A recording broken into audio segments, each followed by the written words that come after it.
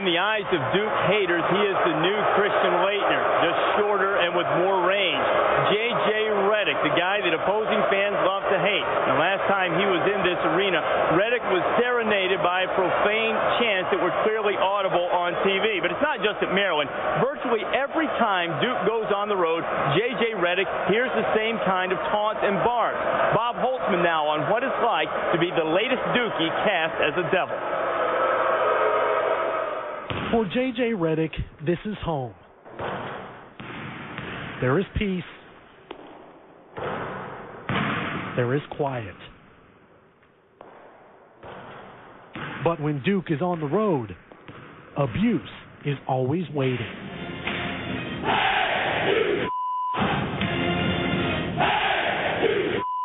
I'm amazed at some of the things that come out of college students' mouths directed towards me.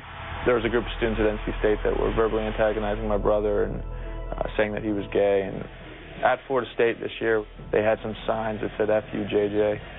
I've heard a lot of stuff that should not be repeated on camera.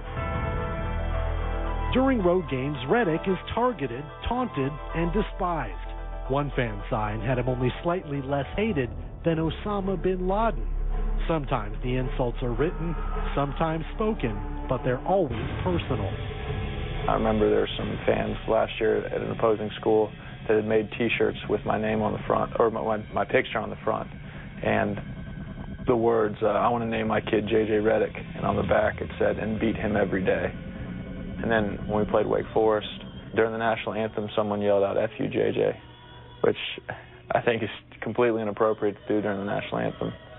I think the worst episode was definitely at Maryland last year. January 21st, 2004, Redick scored a game-high 26 in a win at Maryland. He made 5 of 6 threes and all 9 of his free throws. It was one of the best games of Redick's season. It was also the most disturbing. That was the first time where I'd seen a reference to my little sister, who was 12 at the time, and somebody had made a sign saying that they had sex with her, which I thought was pretty gross, pretty sick and twisted.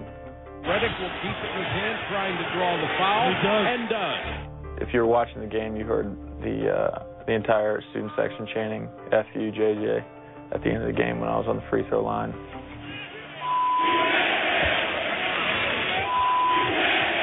I think it's fair game to say, you stink, or, you can't play, or, you can't shoot, whatever you may say to attack a kid in his game and that venue. When you start to attack a kid personally, I think those are times that cross the line. How do you deal with this stuff?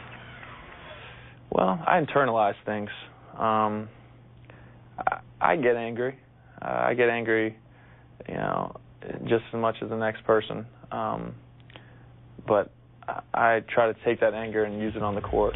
Redick says he doesn't know why he's become the villain of college basketball, that it might be because he's an average-looking guy who doesn't appear to be very athletic. There are other theories. A lot of what people base what they know about JJ is they see him nodding his head or maybe hold his follow-through a little bit too long. That's just part of his personality when he plays. He doesn't mean it against anybody. It's just part of his character. The fact that he's emotional and plays the way he does, I think that lends itself for people to not like him. It's like the gladiator going into the pit, and you got thousands of people yelling at you, taunting you, screaming your name. And there's nothing that's more fun or more gratifying than silencing those people with your play. I think those are special moments for him. Since arriving at Duke 3 years ago, Redick has had to change his cell phone number 5 times. At one point last year, he says he got 50 to 75 calls a night, mostly from Maryland fans. I remember one girl calling me at like 3:30 in the morning, and I was like, "How did you get my number?" And she's like, "There's some dude at this party I'm at just handing your number out to people." The amazing thing about that is, who has the time to just randomly call someone they don't know just to tell them that they suck or just to tell them that they hate them? Like get a life. November 5th, 2005. I can't see what my future has in store, but I move forth with the strength of a condor, the courage of a warrior.